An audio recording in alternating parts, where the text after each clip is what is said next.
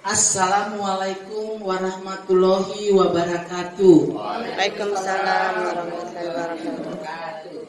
Salam sejahtera bagi kita semua. Selamat siang Bapak dan Ibu sekalian. Yang saya hormati Bapak Kepala Sekolah SDN Jatinegara Kaum 06, Bapak Dr. Andes Nasruddin MPDI, Ibu Wakil Kepala Sekolah Ibu Cici Suwarsi SPD, dan yang saya cintai Bapak dan Ibu Guru SDN Jatinegara Kaum 06. Puji dan syukur kita panjatkan kepada Tuhan Yang Maha Esa karena kita masih diberi kesegaran dapat berkumpul kembali di ruangan yang sejuk ini untuk bersama-sama mengikuti kegiatan pengimbasan modul 1.4 budaya positif yang akan disampaikan oleh Ibu Indah Wijayanti SPD selaku calon guru penggerak Angkatan 7 Daerah Khusus Ibu Kota Jakarta. Baiklah Bapak Ibu sekalian, sebelum kita memulai kegiatan kita, marilah terlebih dahulu kita membukanya di dalam doa yang akan dipimpin oleh Bapak Ustadz Mahmud. Kepada Bapak Ustadz Mahmud kami persilakan.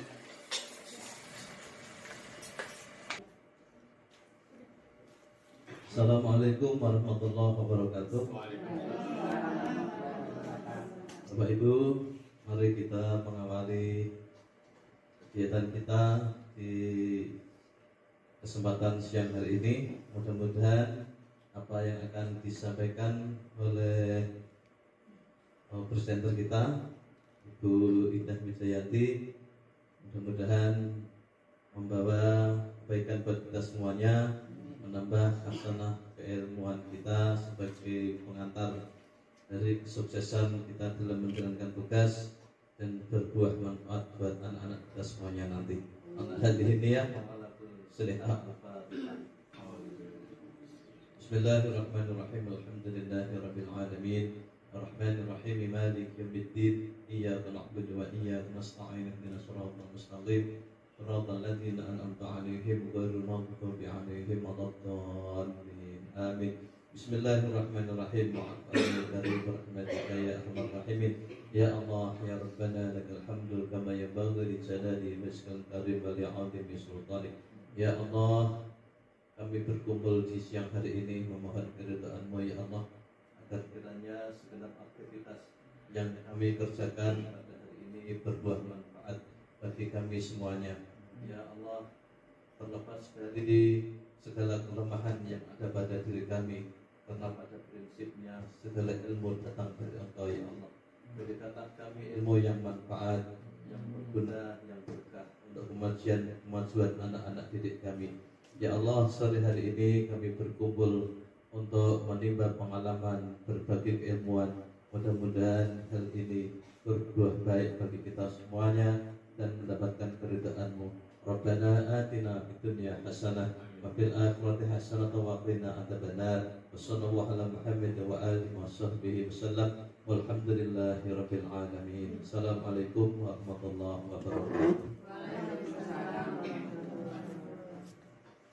Terima kasih. Selanjutnya kita akan mendengarkan sambutan dari Bapak Kepala Sekolah.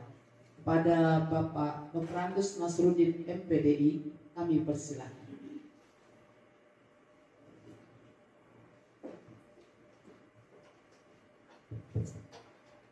Assalamualaikum warahmatullahi wabarakatuh.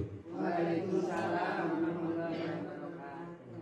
Yang saya hormati Wakil Kepala Sekolah SDN Jatinegara Kaum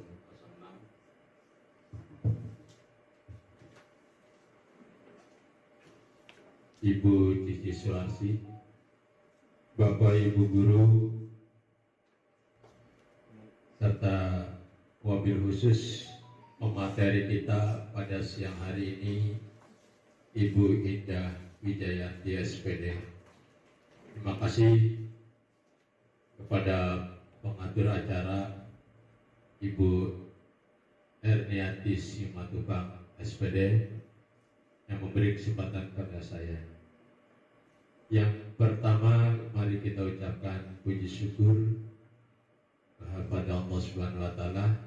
Siang hari ini kita dapat berkumpul dalam acara diseminasi budaya positif. Salawat serta salam semoga Allah curah limpahkan pada Nabi kita Muhammad Sallallahu Alaihi Wasallam. Mudah-mudahan kita mendapat syafaatnya pada hari kiamat. Amin. Bapak Ibu, budaya positif bukan sekedar ditampilkan berupa PowerPoint, tapi yang sangat kita harapkan adalah terapi dari kesepakatan yang akan kita dengarkan nanti. Artinya materi ini sangat memerlukan, ditunggu-tunggu oleh anak didik kita. Permasalahan dari setiap anak setiap hari muncul dengan berbeda-beda. Hari ini anak kita santun, tapi semangat belajarnya tidak ada. Kita cari, kita korek, setelah kita temukan, oh ini resepnya untuk anak yang pemalu bicara, pemalu bertanya. Padahal anak itu pintar. Ini seperti tadi contoh, ada anak kelas 1 datang ke kantor. Saya tanya, cuma senyum saja. Kelasnya mana? Kelas ibu ini. Kelas 1, pasti ada 3 guru. Emang gak diajarin bicara sama ibu gurunya? Diam saja ditanya. Namanya senyum saja. Coba anakku yang cantik, yang pintar, ini siapa? Padahal udah bapak kasih tahu ini siapa. Tinggal baca aja kalau dia bisa baca. Tapi dia bukan tidak bisa baca. Nah yang seperti ini kita korek lagi. Apa sih ini motivasi untuk anak ini? Nah, setelah kita dekati dengan cara mendidik yang lebih bagus, ternyata kebiasaan anak ini pemalu. Nah yang seperti ini kita cari. Nah, dari budaya positif ini nanti ketemu nih dengan kumpulnya kita 30, 10 sampai 2 orang. Kalau sudah kumpul 1 ditambah 1 orang, menjadi banyak pemikiran baru. Kalau 1 orang berpikir tidak ada lawan bicara lagi, udah semuanya merasa paling benar. Giliran kita publikasikan, oh banyak salahnya ternyata materi saya, oh banyak kekurangannya ternyata, dan seterusnya. Jadilah kita seperti ilmu padi, makin berisi itu tanda buktinya orang itu makin pintar, makin tua meredup, bukan terjejak. Padi yang isinya dimakan burung, posisinya bukan merunduk, betul kan? Tapi apa? Ke atas, tapi tidak ada isinya. Penampilannya sih oke, bagus. Ya? Casing doang. Nah, jadi kita itu salah satu aset buat anak-anak kita, memberi pengetahuan, pembelajaran, ilmu, dan sebagainya. Marilah sesi ini kita ikuti dengan cara seksama. Belanjalah bukan dilihat siapa yang menjualnya. Kalau kemarin kita harus belanja, jangan sampai kehabisan ilmu, artinya gali belajar lagi. Sekarang saya pesan yang hari ini, belanjalah jangan dilihat siapa penjualnya, tapi apa yang dijualnya. Kalau itu tahu, tempe, makanan kita cocok, insya Allah bermanfaat, bergizi. Apalagi isinya daging semua, protein. Ya. Jadi lihat apa yang dibicarakan, apa yang disampaikan. Bukan dilihat siapa yang menyampaikan. Nanti kita merasa ilmu padinya nggak ada. Kalau udah melihat ke situ. Nah, mulai sesi hari ini 1.4 untuk angkatan 7. Mudah-mudahan sukses. Selamat mengikuti diseminasi budaya positif yang akan disampaikan oleh guru kita Ibu Indah Wijayanti SPD dari SDN Jatinegara Kaum 06 Kecamatan Pulau Gadung, Jakarta Timur. Mudah-mudahan berjalan lancar. Dengan mengucapkan Bismillahirrahmanirrahim, kegiatan ini saya nyatakan dibuka dengan resmi. Demikian, Assalamualaikum warahmatullahi wabarakatuh. Terima kasih kepada Bapak Dr. Andes Nasruddin MPDI yang telah berkenan memberikan arahan dan sambutannya untuk kita semua. Selanjutnya, Bapak Ibu, tibalah saatnya kita akan bersama-sama mendengarkan dan belajar dari materi yang akan disampaikan oleh pemateri kita hari ini. Namun sebelumnya, izinkanlah kami untuk memperkenalkan beliau. Nama Ibu Indah Wijayanti SPD, lahir di Magetan 11 Agustus 1983. Beliau saat ini mengajar di kelas 1A.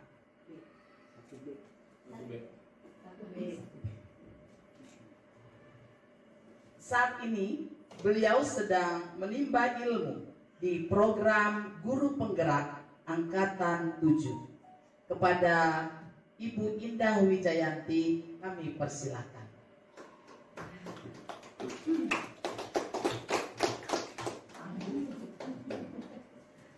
Terima kasih. Assalamualaikum warahmatullahi wabarakatuh. Waalaikumsalam warahmatullahi wabarakatuh. Yang saya hormati Bapak Kepala Sekolah SDN Jatinegara Kaum 06, Bapak Haji Nasruddin MPDI, Ibu Wakil Kepala Sekolah, Ibu Cici Suwarsi SPD, serta Bapak Ibu Guru SDN Jatinegara Kaum 06 yang tidak saya sebutkan satu persatu tanpa mengurangi rasa hormat saya. Apa kabarnya hari ini Bapak Ibu? Alhamdulillah. Kalau saya pelajaran ke anak kelas 1, alhamdulillah luar biasa, Allahu Akbar. Yes. Bisa Ibu? Bapak, kita ke kelas 1 ya. Apa kabarnya Bapak Ibu semua? Alhamdulillah luar biasa, Allahu Akbar. Yes. Alhamdulillah. Walaupun siang-siang habis makan, ya begitu ya Bu ya. Tapi kita tetap semangat menuntut ilmu di siang hari ini. Baik, sebelumnya kita satukan pikiran. Belajar adalah modal besar seorang pengajar. Setuju Bapak Ibu? Setuju.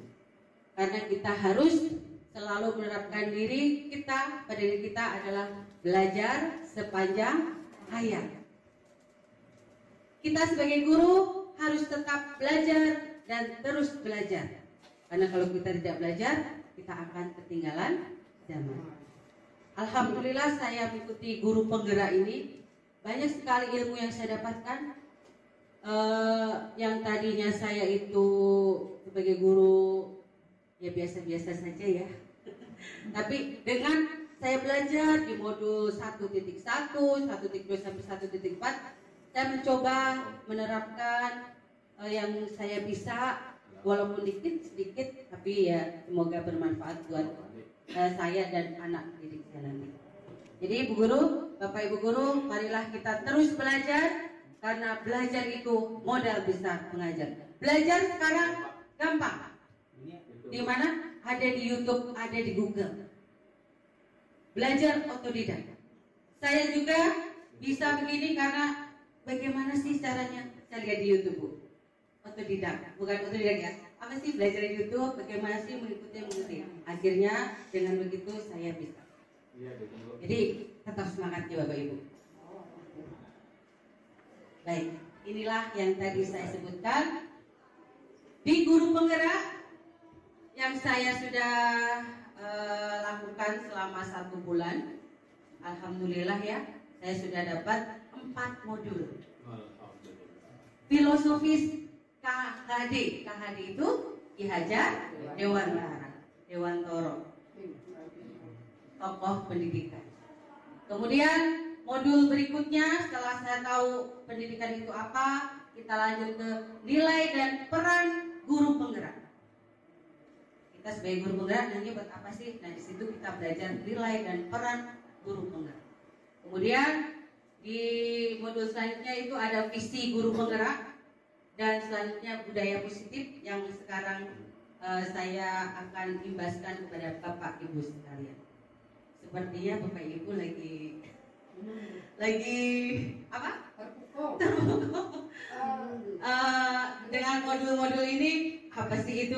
Alhamdulillah kemarin kan sudah ada pencerahan dari Bu Erni, saya tinggal menambahkan sedikit ya. Kemarin Bu Erni sudah panjang lebar. Nah, inilah filosofis Ki Hajar Dewantara. 1. Guru sebagai pembelajar merdeka sesuai dengan semboyan Ingarso Sungkulodo ing madya mangun karso tutwuri handayani. Pasti tidak asing ya Bu ya. Ingarso Sungkulodo itu apa ya Bu ya? Di depan contoh ya. Ing madya mangun karso, di tengah menjadi semangat. Tutwuri handayani, di belakang.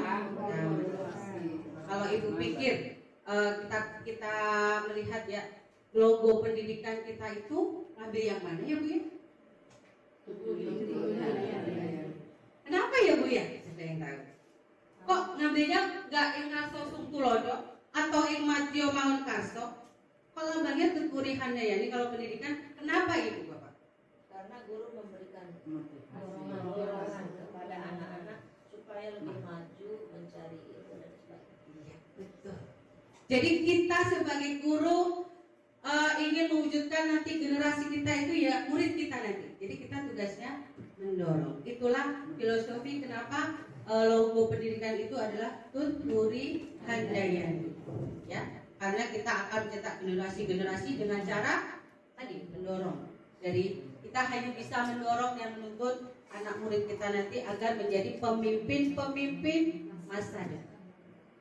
Selanjutnya, pendidikan adalah menuntun segala kodrat yang ada pada anak-anak agar dapat memperbaiki lakunya dan tumbuh kekuatan kodrat anak.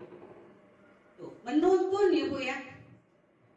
Ibarat padi, Ibu tahu tanaman padi ya, tadi Bapak sudah menyampaikan padi. Tanaman padi bisa dirubah tanaman tebu tidak Bu? Enggak bisa. Itulah anak. Anak ya itu. Kita ibaratkan sebagai padi. Yang bisa kita rubah apanya? Yang bisa kita kelola yaitu tanahnya. Apalagi Bu?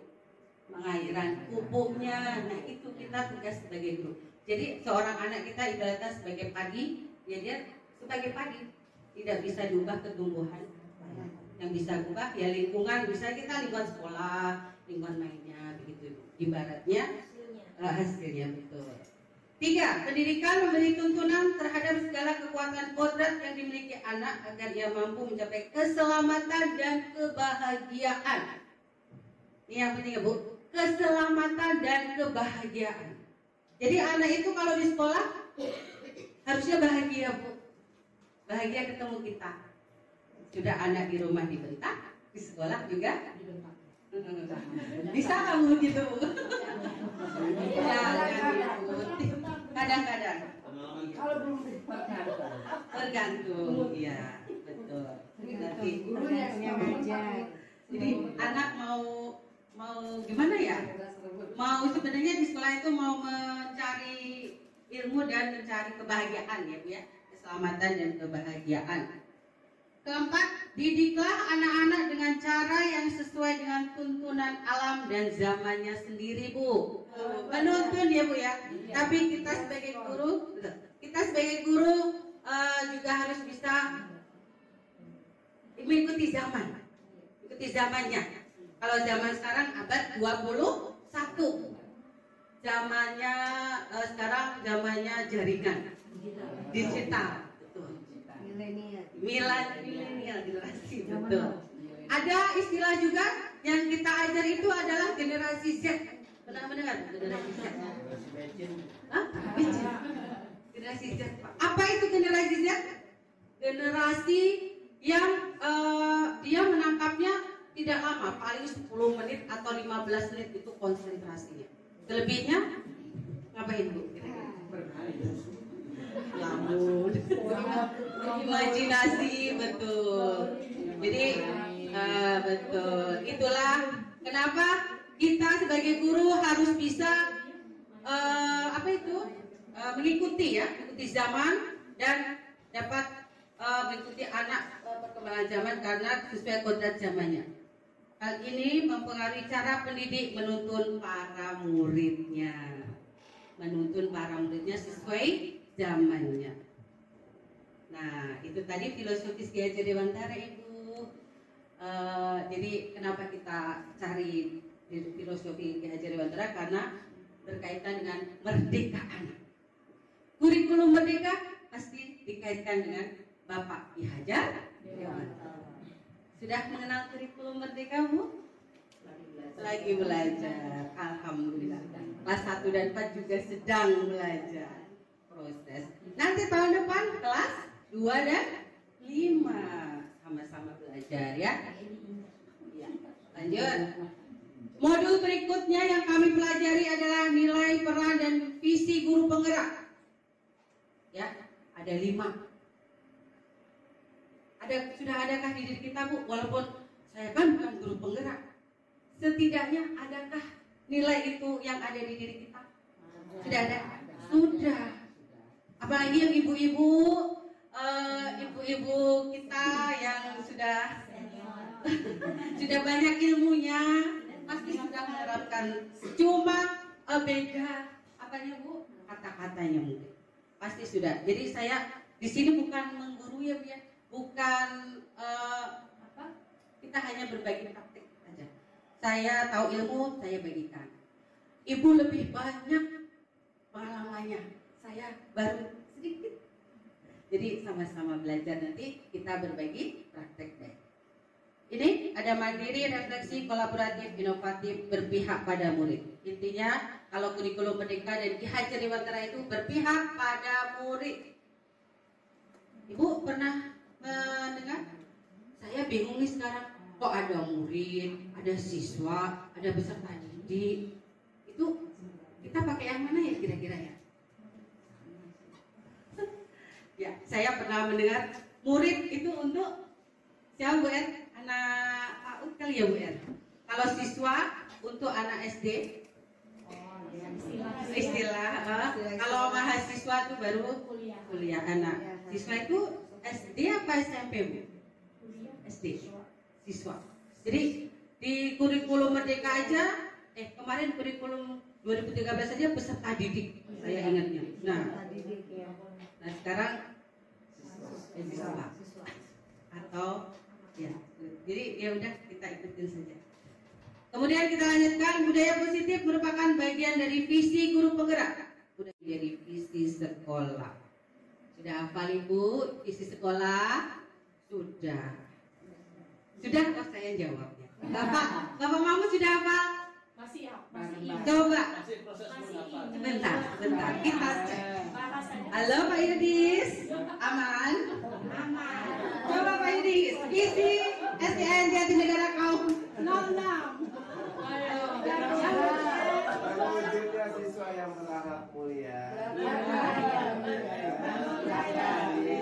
tampil dan kreatif. Oh, tepuk tangan ya Allah, bagus.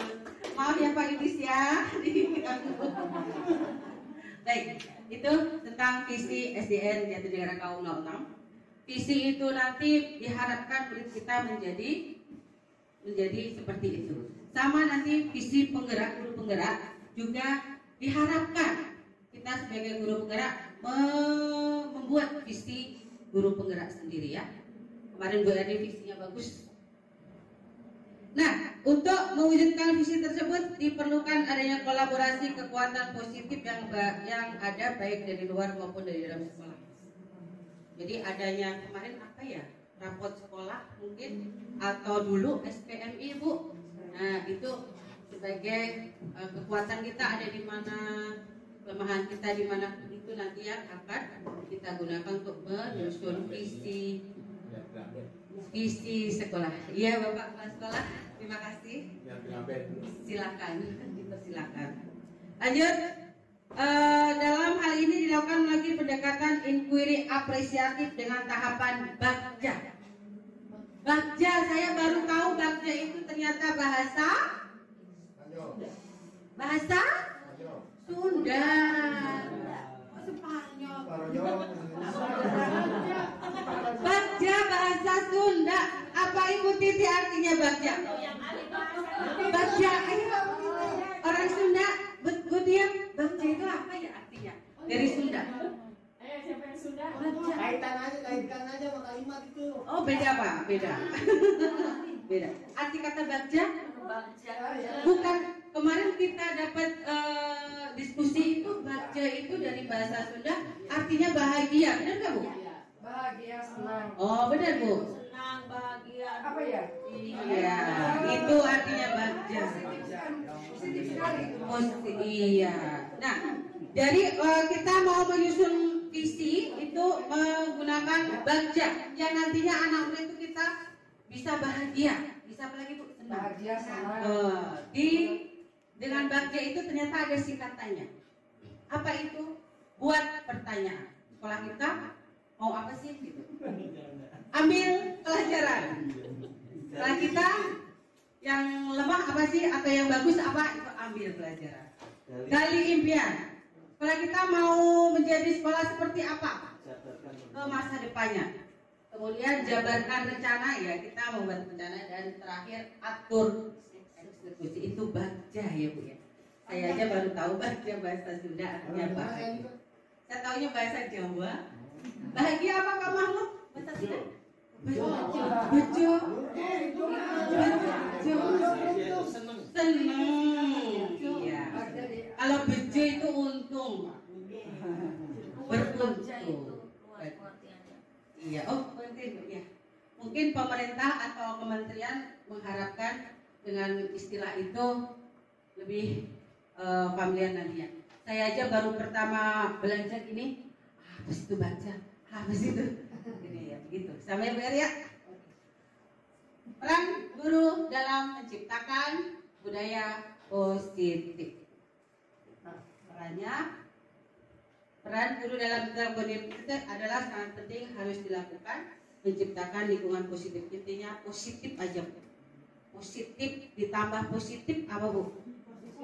Negatif ditambah negatif positif. Kalau negatif tambah negatif tambah positif salah.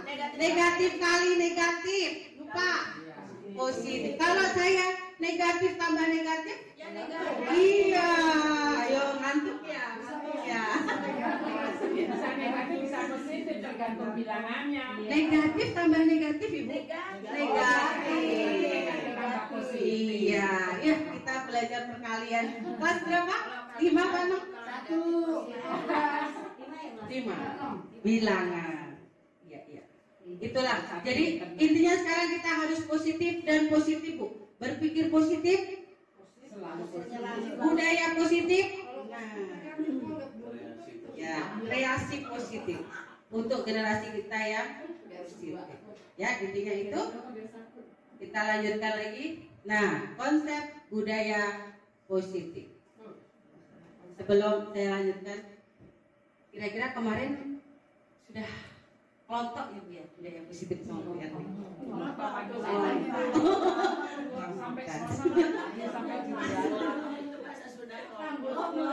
Oh, ngelontok itu terkelupas. Kalau kita ngelontok. Oh, sangat mahir ngelontok, beda dengan Sunda. Ya. Iya. Apa yang dari materi kemarin yang Ibu bisa dapatkan budaya positif itu apa sih? Mohon ada satu yang berani atau dua. Bapak-bapak, silakan. Budaya positif, Pak. Budaya positif adalah sebuah kebiasaan yang berjalan atau diaplikasikan dalam sebuah komunitas, boleh dalam komunitas masyarakat maupun komunitas pendidikan, yang mana dianggap budaya positif apabila kebiasaan yang berlaku tidak menyimpang dari norma-norma dan budaya masyarakat dan tidak menyimpang dari nilai-nilai agama yang dianut oleh anggota komunitas tersebut. Terima kasih. Terima tepuk tangan Ibu. Terima kasih Pak Ustadz. Jadi konsep budaya positif nantinya kira-kira konsep budaya positif itu mengarah kemana ya? Kemarin dari Bu Heri, mengarahnya kemana? Tingkah laku. Bagus. Ada lagi? Sikap. Akhlak. Ya. Budaya, ya. Dari suatu permasalahan kita ambilkan suatu solusi sehingga menjadi kebiasaan mereka untuk budaya positif. Nih, ternyata budaya positif itu bisa mengarah, salah satunya mengarah ke disiplin positif. Disiplin. Kalau Ibu dengan kata disiplin, berarti kejam kok disiplin Bu? Terlalu Kaku. Ya, makanya diganti nanti taat. Disiplin diartikan sebagai kontrol diri, yaitu belajar untuk kontrol diri agar dapat mencapai suatu tujuan mulia. Kemarin Bapak ada suatu kota saya dengar ya, kalau mau jadi sukses harus disiplin waktu. Benar nggak? Siapa ya? Ada ya? Iya, disiplin waktu. Datang. Kalau di sekolah 6.30 absen, kita datang jam 5. Saya tertawa karena saya jam 6.25. Contoh Bu Tuti. Datang jam berapa Bu Tuti? Jam 5. Hebat. Maling pulang kerja. Iya, itu karena dari kecil ternyata Bu Tuti itu sudah diterapkan untuk disiplin waktu. Jadi sudah terbiasa.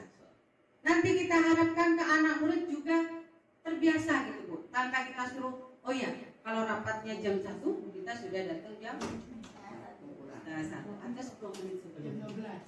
Itu kebiasaan nantinya. Tujuan disiplin positif adalah menanamkan motivasi pada murid-murid kita untuk menjadi orang yang mereka inginkan dan menghargai diri sendiri dengan nilai-nilai yang mereka percaya. Intinya menghargai diri sendiri. Saya malu datang terlambat. Saya pernah datang terlambat. Malu sekali ya. Mau kemana? Mau lihat Siriman? Ya itulah pengalaman saya ketika datang terlambat. Lanjut. Nah,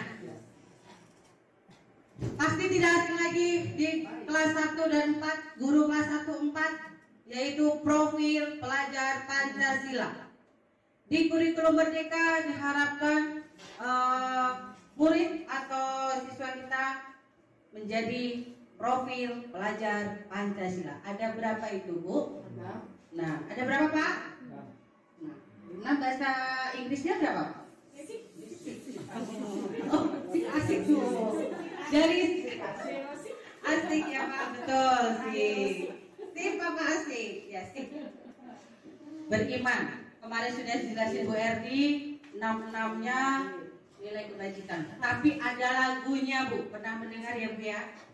Kelas 1-4 pasti juga sudah tidak asing lagi. Saya boleh ya bernyanyi lagu Profil Pelajar Pancasila. Mohon maaf nanti kalau suaranya pas-pasan. Pas butuh ada, pas lagi dibutuhkan suara bagus. Gitu Pak Rama. Boleh. Ya. Jadi boleh. Satu, saya dulu apa ibu dulu? Saya dulu. Ibu dulu. Ya, bulatnya nanti aja ya. Profil Pelajar Pancasila lagunya sebagai berikut. Akhlak mulia, berkebinekaan global, gotong royong mandiri, kreatif dan bernalar kritis. Lagu apa Ibu? Di nama lagu besaknya kita nyanyi becak-becak. 1, 2, 3. Saya 1, 2, 3. Saya mau tamasya berkeliling-keliling kota, melihat keramaian yang ada. Saya panggilkan becak, kakak berkuda, becak, tolong bawa saya.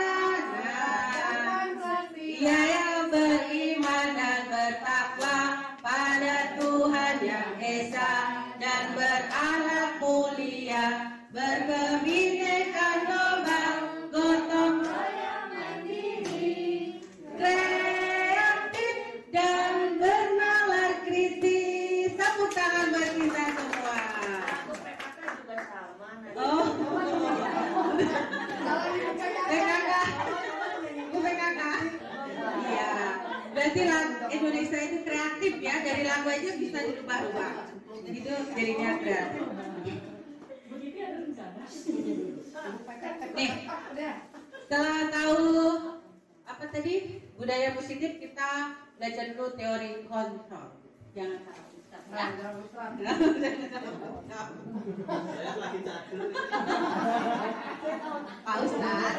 Pak Ustaz, ya, ditahan dulu ya. Satu, kebutuhan kita berbeda. Memang kita mempunyai kebutuhan yang beda. Saya mau senang, saya mau disayangi, saya mau bebas, saya mau diperhatiin tuh. Sama siapa Pak Rama?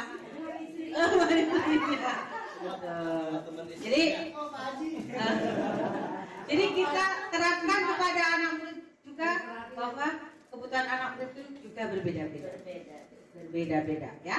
Kedua, setiap orang memiliki gambaran berbeda juga. Kita berusaha memahami pandangan orang lain tentang dunia. Semua perilaku memiliki tujuan. Nah ini Bu. Semua perilaku memiliki tujuan. Kebutuhan berbeda, perilakunya juga mempunyai tujuan. Contoh nih, anak murid, kira-kira kita menghadapi anak murid ya di kelas, dia tidak mendengarkan kita, asik sendiri main. Kira-kira dia mau kebutuhannya apa itu? Kebutuhan kemarin ada berapa? Ingat? Oh ya, saya tampilkan kebutuhan. Mana ya tadi? Nah, ini. Kebutuhan hidup, kasih sayang dan rasa diterima, kebebasan, kesenangan, kemaslahatan. Anak murid di kelas dia asik main sendiri, padahal kita nerangin dia ingin senang ya, senang. Terus anak murid ke toilet mulu nih. Kira-kira mereka pengen apa kebutuhannya? Bebas. Nah, kita sebagai guru harus tahu kebutuhan anak itu apa sih. Dari kebutuhan itu kita tahu bagaimana nanti solusinya. Itu ya nanti. Nih. Jadi hanya Anda yang bisa mengontrol diri Anda. Anak murid ya yang mengontrol anak murid sendiri. Kita hanya menuntun dan mencari solusi bersama. Anda tidak bisa mengontrol orang lain. Guru pun tidak bisa mengontrol anak murid. Dengan cara apa? Kita nanti cari solusi bersama. Model berpikir menang-menang itu nanti yang kita terapkan, Bu. Tidak hanya murid kalah, jangan, kita menang. Jadi guru menang, murid menang. Itulah nanti yang kita pelajari di budaya positif. Motivasi perilaku manusia. Nah, kita sebagai orang dewasa pun kita juga punya motivasi ya. Benar nggak, Bu? Iya. Motivasi.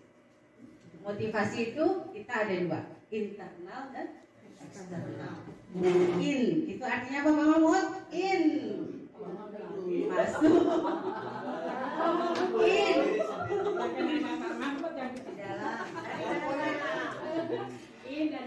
In dari dalam. Kalau X dari dalam. Kira-kira menurut Bapak Ibu motivasi mana yang lebih dahsyat untuk merubah anak? Motivasi eksternal. eksternal. Di dalam. Eksternal ada internal. Internal itu kan karakter dasar. Ya. Dia sementara dalam teori perkembangan anak bahwa gimana anak itu bergaul dalam satu lingkungan, disitulah karakter anak pun bisa dibentuk. Menurut Bapak motivasi eksternal. Ada yang internal?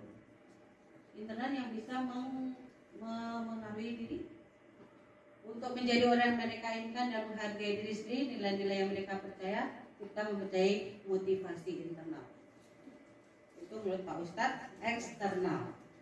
Untuk budaya positif, ternyata eksternal itu berupa hukuman dan untuk menghindari ketidaknyamanan atau hukuman, dia menggunakan motivasi eksternal. Contoh, apa ya?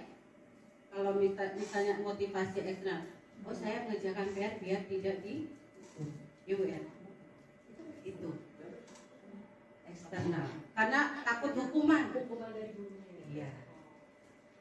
Terus kalau untuk mendapatkan imbalan penghargaan dari orang lain, dia motivasi eksternal. Mau melakukan apapun gara-gara dipuji atau dikasih imbalan. Itu eksternal. Menurut saya motivasi agar anak mendisiplinkan anak itu, menurut saya itu motivasi intrinsik. Kalau berkaitan dengan disiplin anak, Pak Ustadz. Kalau eksternal, mungkin dengan guru lain dia akan mengulangi. Terus kalau dia mau melakukan hanya dengan penghargaan saja, atau saya melakukan ini biar dapat imbalan atau dapat pujian. Jadi tidak ada kesadaran diri sendiri, Pak Ustadz. Jadi kita berusaha bagaimana si murid punya motivasi diri sendiri, motivasi untuk bertanggung jawab. Itulah yang susah sekarang.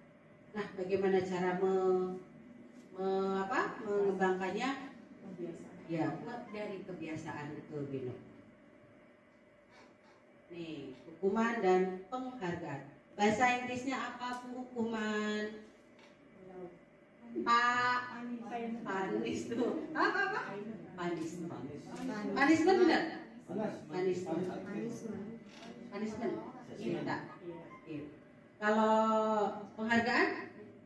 Reward. Punishment and reward.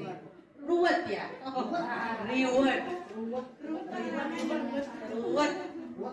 Itu bahasa Jawa, Bu, reward.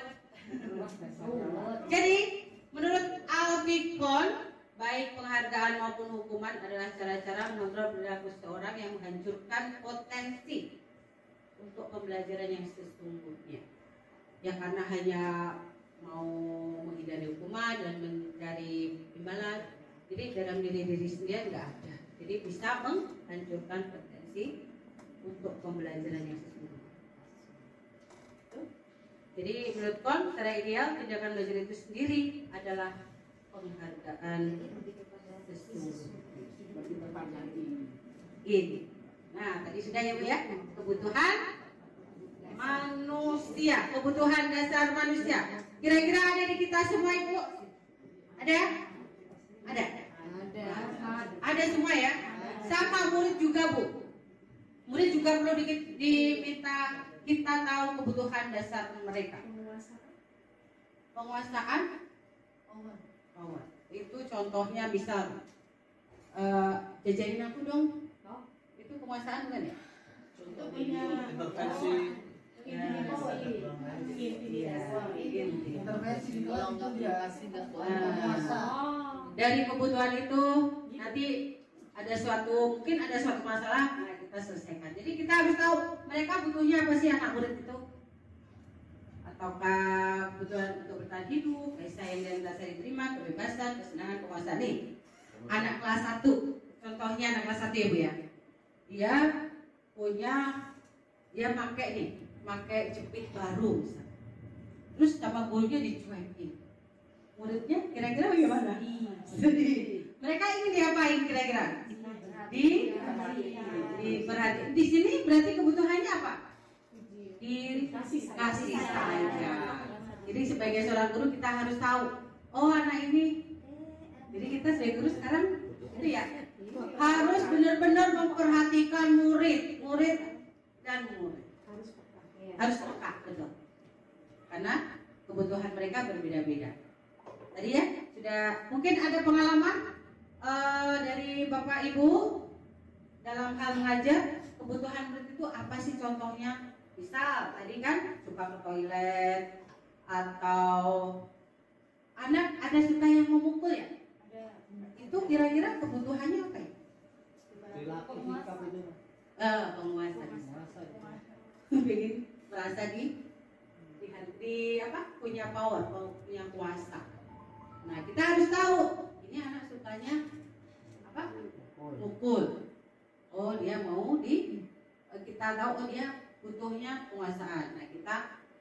Nah nanti budaya positifnya kita terapkan. Apa saja nanti. Itu ya Bu ya. Jadi tahu dulu kebutuhan dasar manusia.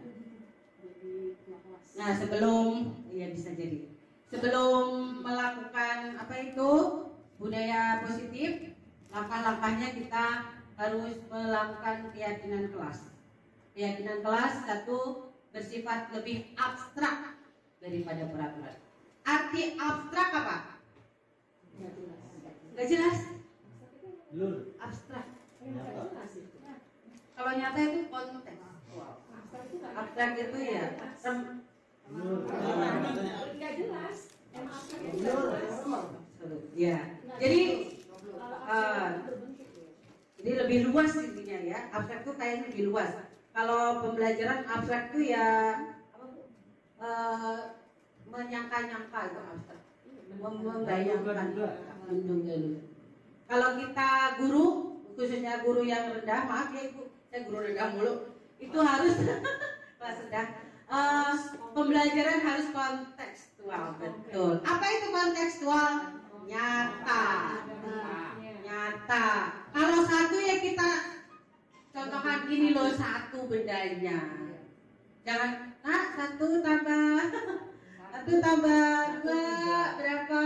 Sebenarnya kita tunjukkan dulu satu bendanya 2, jadi ada berapa? 3. Itu kontekstual. Tapi kalau keyakinan ternyata bersifat abstrak, lebih luas dan belum tidak sejeli peraturan ya. Jangan ini, jangan itu. 2, pernyataan keyakinan kelas dibuat dalam bentuk positif. Positif kembali. Maksudnya apa Bu positif? Tidak boleh menggunakan kata jangan dan tidak. Jangan ramai, jangan lari, jangan berisik, itu kata positifnya apa? Jangan lari-lari, jangan jalan-jalan. Kata positifnya? Duduk. Menang.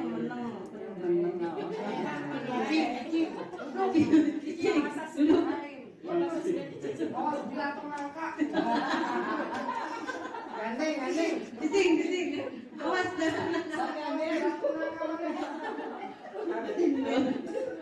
Jadi perubahan.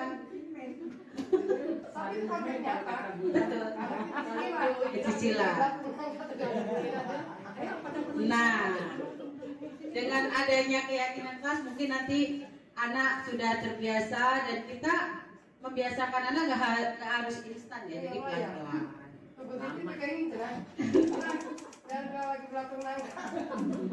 Betul. Ya. Jadi anak sekarang berbeda dengan anak dulu ya Bu ya. Iya. Jadi kita cara mendidiknya pun juga berbeda ya Bu ya. Kita juga sama-sama belajar. 3, keyakinan kelas sebenarnya tidak terlalu banyak. 4, semua warga kelas berkontribusi dalam pembuatan keyakinan kelas. Sama sih Bu. Seperti Bu Eni kemarin, dari peraturan dibuat kesepakatan dan kesepakatan dijabarkan ke keyakinan. Selanjutnya bersedia meninjau kembali keyakinan kelas dari waktu ke waktu. Jadi ditinjau per misalnya 6 bulan atau pergantian semester. Keyakinan kelas ini sudah kita biasakan menjadi berubah, budaya betul. Nah, ini contoh kelas 1 dan kelas 5. Mungkin abstrak kan Bu ya? Abstrak, tidak terlalu to the point. Ini misalnya kelas 1. Setiap anggota kelas perlu belajar. Masih abstrak. Belajar itu harus bagaimana? Ya nyaman, aman, itu. Nyaman biasanya belajar. Setiap anggota kelas perlu senang. Itu contoh keyakinan. Kalau dulu kita duduk tertib, apa lagi ya? Jaga kebersihan itu, sebenarnya jaga kebersihan itu berarti aman ya. Biar apa kelas perlu belajar aman seperti ini. Saling menghargai. Nah, contoh saling menghargai itu tadi ada yang suka memukul, itu keyakinan kelasnya harus kita tekankan lagi, itu saling menghargai. Kalau kelas 5 atau kelas tinggi mungkin ya selalu bersikap positif, banyak bersikap positif. Kemudian senantiasa menjadi diri terbaik, percaya dan menghormati orang lain, tetap barang miliknya, berkomitmen terhadap tugas, senantiasa membantu. Masih abstrak kan ya? Itulah keyakinan kelas. Beda dengan peraturan. Tapi dari keyakinan ini bisa. Nah, sebagai guru kita harus memvalidasi, mengatakan, nah ini salah bro, biar karena tugas kita meluruskan anak, menuntun anak. 3, semakin disalahkan dan dikritik membuat dia menjadi tidak percaya diri. Benar nggak Bu? Dikritik dan disalahkan, khususnya disalahkan ya. Kalau dikritik belum tentu. Yang disalahkan ini biasanya dia menjadi tidak. Iya. Jadi kita tidak boleh menyalahkan anak juga. Kalau kritiknya yang membangun enggak? Betul. Ini Ada kritik yang selalu mendapat. ya. Jadi diharapkan kita sebagai guru jangan selalu menyalahkan murid. Walaupun dia salah memang. Tapi iya. 4, proses restitusi menguatkan setiap individu karena dia sendirilah yang menyelesaikan dan memperbaiki kesalahan. Dia mencari solusi, dia mencari memperbaikinya. 5, proses restitusi membuka banyak kesempatan murid untuk sukses pertamanya. Jadi diharapkan restitusi ini dia merasa saya tidak gagal loh, dengan dihargai itu tadi ya, dihargai. 6, individu yang tumbuh dalam proses restitusi maka akan melakukan hal yang sama kepada orang di sekitarnya. Itu yang diharapkan restitusi. Wah, ini gak kelihatan lagi. Enggak ya Bu ya? Ramah. Saya bacakan saja. Boleh. Iya kali bisa. Apalagi mudah di depan. Ini screenshotan. Jadi ini nggak betul ya. Ini ternyata identitas gagal itu hukuman. Kalau identitas berhasil, disiplin, bisa sanksi konsekuensi dan restitusi. Bedanya hukuman, sanksi, konsekuensi, tahu ya Bu ya? Konsekuensi sama hukuman itu sudah beda ya. Ternyata konsekuensi bisa menjadi identitas berhasil juga, tapi ada sisi ininya netral dia. Nanti biasa aja. Kalau yang restitusi bisa menjadi positif, negatif, netral, positif. Hukuman, konsekuensi, restitusi. milih netral, apa positif, apa negatif? Pak, Boleh tanya lagi? boleh, silahkan. Dari restitusi, konsekuensi, dan hukuman ini berlaku untuk segala usia apa hanya dalam usia anak sekolah saja? Baik, pertanyaan yang bagus. Restitusi, hukuman, sanksi, konsekuensi sebenarnya ini berlaku juga untuk dewasa juga. Tidak hanya anak murid, kita juga bisa melakukan restitusi kepada anak kita, anak kandung ya, anak kandung, atau restitusi kepada teman kita. Bisa? Bisa ya, bisa. Jadi ternyata restitusi bisa dipakai di semua orang. Iya, tidak hanya anak murid. Nih, sudah tahu restitusi, sekarang belajar segitiga restitusi. Kemarin sudah dijelaskan Bu Ani, ada 3 ya. Menstabilkan identitas, memvalidasi tindakan, menanyakan keyakinan kelas. Nah, ternyata kita sudah selesai di situ saja sampai segitiga restitusi. Ada pertanyaan Bapak Ibu? Tidak. Oh ada. Silakan Ibu Tuti. Mau bertanya nih Brinda, Silakan. apakah segitiga restitusi itu hanya dapat diterapkan sekolah saja? Ya. Terus contohnya itu yang kayak menstabilkan identitas itu kan ada nih contohnya kayak di kelas nih, misalkan anak yang temperamen emosional gitu yang tidak bisa terkendali gitu kan, apakah kita bisa minta bantuan ke teman atau kita yang menghandle sendiri gitu. Untuk meredakan masalahnya itu kayak apa tuh gitu yang anak temperamen emosional seperti itu. Terima kasih Bu Titi. Jadi restitusi seperti yang saya sebutkan tadi itu bisa kita lakukan tidak hanya di sekolah, di anak kita di rumah, di keluarga atau di masyarakat pun kita juga bisa melakukan restitusi. Tadi seperti contohnya Bu Tuti, ada anak muridnya temperamen ya. Temperamennya bagaimana Bu? Emosional lah istilahnya. Emosional. Marah-marah apa mukul teman ini? Ya dua. Ya mukul juga, berkata kasar juga gitu. Baik. Nah, jadi caranya begini. Ibu dudukkan anak itu, misalnya yang temperamen sama yang di korbannya, misal kedua. Stabilkan dulu identitasnya. Stabilkan identitas. Kamu kenapa memukul dia? Memang setiap manusia pernah melakukan kesalahan. Pertama gitu dulu ya, dibantukan. Kemudian divalidasi, tindakan salah. Yang kamu lakukan itu salah nak. Harusnya jangan, karena anak ini nanti bisa nangis atau bisa merasa kesakitan. Maukah kamu seperti itu? Tidak. Terus baru menanyakan keyakinan dan mencari solusinya. Kira-kira biar anak ini apa tadi yang emosi, agar kamu tidak emosi bagaimana nak? Jadi tanya aja, gali terus. Jadi intinya segitiga restitusi itu kita berdiskusi dengan anak yang bermasalah, dengan anak yang membuat masalah, sampai mencari jalan keluar dengan anak itu sendiri yang ngomong, aku harus begini Bu, aku harus begini Bu. Mungkin ada yang ditambahkan? Cukup ya Bapak Ibu? Sudah setengah jam. Salah ya? Setengah jam kali 2 maksudnya. Ayo Bapak aja.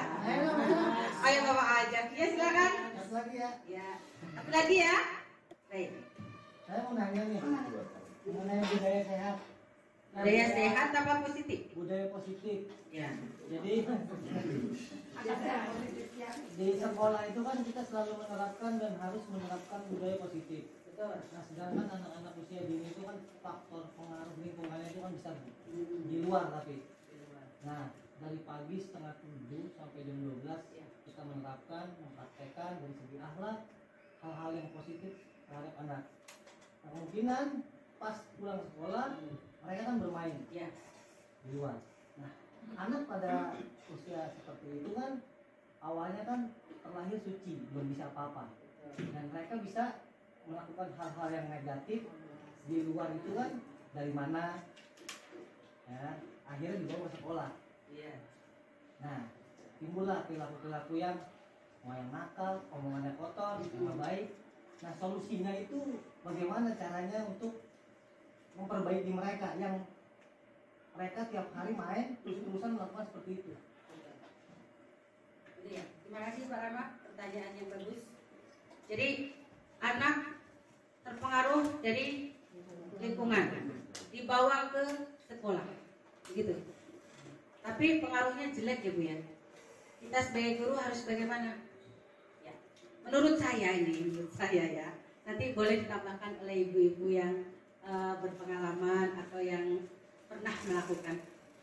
Jadi ketika di sekolah, maka kita terapkan keyakinan kelas itu tadi. Jika anak berbicara kotor atau berbicara kasar, kita tanyakan keyakinan kelas kita apa atau keyakinan sekolah kita apa. Dengan itu kita menggali bagaimana harusnya anak itu di situ. Untuk urusan di luar, misalnya kalau anakku bukan berkata kotor ya, tapi terlambat gitu dulu, datang sekolah terlambat loh. Jadi saya panggil orang tuanya, kita diskusi dengan orang tuanya. Alhamdulillah anaknya walaupun memang kadang terlambat tapi tidak seperti dulu, kadang telatnya sejak setengah jam, tapi sekarang dengan sama halnya dengan berbicara kotor. Kalau masih begitu juga, kita tanya orang tuanya, kita panggil, Mama ini anaknya bagaimana pergaulannya, pulang mainnya di mana, pulangnya jam berapa. Jadi kolaboratif antara orang tua dan sekolah. Dan mungkin ada ditambahkan oleh ibu yang sudah berpengalaman. Boleh Bu Titi? Oke. Karena masing-masing manajer ini ya kelas ya. Kadang-kadang maaf, semestinya kita kan harus sesuai dengan teori. Tapi pelaksanaan lapangan kan kadang-kadang nggak match gitu. Jadi kadang-kadang mungkin di luar dari intinya sih sama gitu kan. Itu aja sih. Sama maksudnya untuk si anak itu mengetahui, memahami bahwa tindakannya itu salah dan mengharapkan si anak itu untuk kembali baik gitu ya. Tapi ya kembali lagi kepada masing-masing cara ya memanajenya gitu bagaimana karena mohon maaf kita yang ini nggak buat ini dari tadi juga kayaknya gitu. Jadi karena beda mungkin sama karena kalau ini kayak seperti anak saya main-main meja gitu ya. Saya malah mengatakan anak itu lebih menarik. Jadi ibu hargai, ibu hormati. Sekarang silahkan pukul meja, tapi sampai pulang jangan berhenti. Gitu. Tapi si anak berhenti, entah berhentinya itu karena anak itu kan mikir dia sampai bakalan gitu ya sampai pulang, atau memang tetap juga seperti tadi ada dendam gitu, nggak paham. Tapi ya berhenti, dengan berhentinya si anak itu dianggap kita oh sudah berhasil, padahal kan belum tentu ya sesuai dengan teori ini gitu. Pada akhirnya juga ngikutin teman-teman yang lain karena hasil dari perilaku di luar dibawa ke sekolah. Kan kalau dalam pepatah bilang kan ada yang namanya manusia sakit, misalkan batuk, yang dihilangkan kan sakit batuknya, dibuang berarti kan? Iya. Nah, apakah ia harus dibuat seperti itu di sekolah? Untuk yang tadi, Nah, saya ngomong jeleknya itu. Yang mau pengaruhi teman-teman yang lain, anak ini juga. Ya kita awalnya panggil anak itu dulu. Mungkin dengan kesepakatan keyakinan anak harus tahu keyakinannya apa dan dari motivasi dirinya sendiri harus ada, jadi dia akan berubah. Dan yang lain pun kita juga bisa berdiskusi dengan yang ikut-ikutan tadi yang mempengaruhinya. Itu saja Bapak Ibu? Ya sebetulnya ya betul harus pertama dibuat keyakinan itu. Iya. Jadi kita juga Keyakinannya apa? Kita kan sudah ada kesepakatan keyakinan Kenapa kamu melanggar ini? Betul. Harusnya kan taat, udah cukup seperti itu. Dan kita validasi restitusi. Iya. Restitusi Pak. Menerapkan restitusi segitiga. Yang saya bisa simpulkan yaitu intinya kita tumbuhkan motivasi internal dari murid kita agar melakukan budaya positif tanpa kita suruh, mereka tanggung jawabnya ada. Budaya itu sudah membiasa. Itu saja. Terima kasih Bapak Ibu. Mohon maaf mengganggu aktivitasnya di siang hari. Kita tutup dengan membaca hamdalah. Alhamdulillah. Semoga bermanfaat. Billahi taufiq wal hidayah. Wassalamualaikum warahmatullahi wabarakatuh.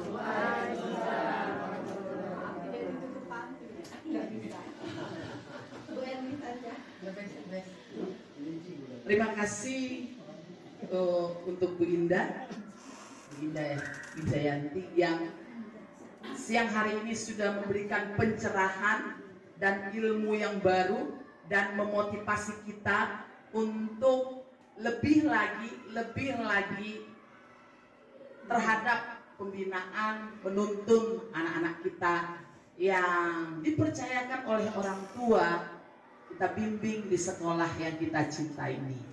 Sekali lagi, budaya-budaya positif yang kita berikan kepada anak-anak kita menjadi mendarah daging dan trilogi pendidikan. Kita bersama-sama dulu mengatakan Ingarso Suntulodo, Imadal 1, 2, 3. Ingarso Suntulodo, Imadal Mangunkaso, Tut Yuri Handayani. Biarlah itu juga ya, sama-sama yuk, tergerak 2, 3. Tergerak, bergerak, menggerakkan. Guru bergerak, Indonesia maju. Yes. Demikian yang bisa kita laksanakan siang hari ini.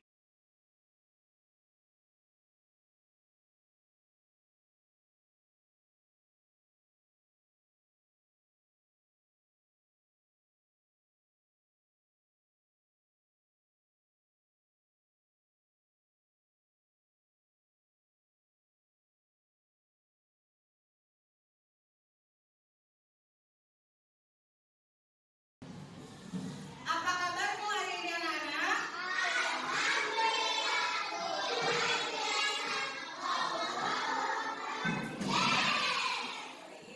Kalian hari ini sudah masuk semester 2. Kita mau membuat keyakinan kelas terlebih dahulu. Apa itu keyakinan kelas? Nah, Ibu minta kalian coba sebutkan contoh keyakinan kelas yang kamu ketahui. Ya, cepat. Tidak boleh jalan-jalan. Pinter.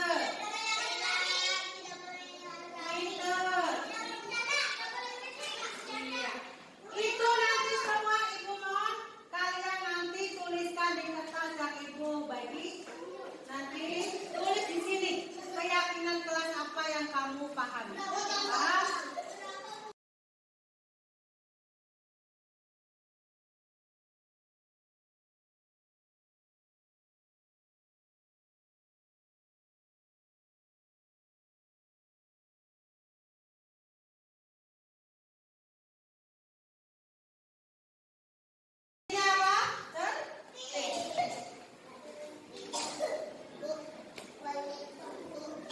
Tertib, duduk tertib.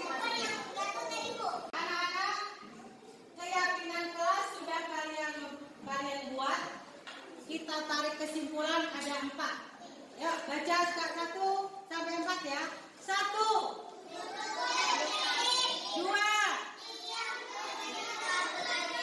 3, 4. Membawa bekal. Bisa diterapkan? Bisa. Silakan.